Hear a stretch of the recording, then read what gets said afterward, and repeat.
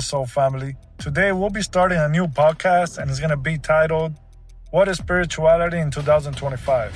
Now, the first episode we're going to start with is going to be called What It Means to Be Chosen.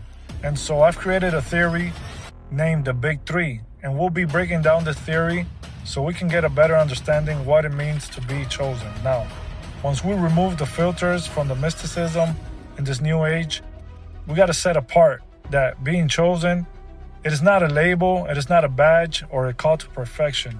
It is a call to intentional living. What does it mean to be a guardian of the divine? That means you carry a sacred seed in your DNA strand and you are aware of this.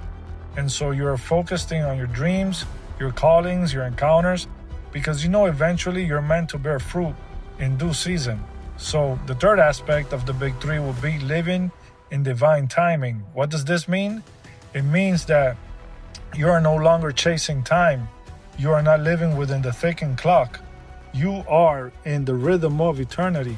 So now you're attracting because you're in alignment. Now let's break down these three aspects of being awakened through being the chosen one. Let's see. So for the first aspect, we have to entangle the power of silence, which we'd like to call this the power of the fourth.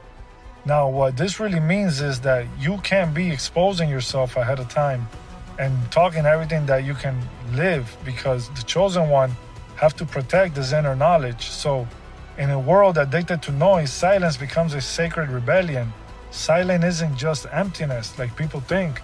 It is the fullness of your true potential without the distraction of you thinking that you're chosen. So this is often misunderstood as to being quiet, but silence is not the absence, it is the presence in the purest form. So when they speak of being silent as a weakness, this is your shield. Why is silence a shield? Because every time you speak from your sacred truth, and this is what you're protecting. Not everything you know is meant to be spoken. Some truths lose their value and strength once they're exposed ahead of time, because some people are not ready to hear what you got to say. So you have to guard this with your vision from premature judgment. And this is the shield of your energy and your power to grow quietly as you evolve.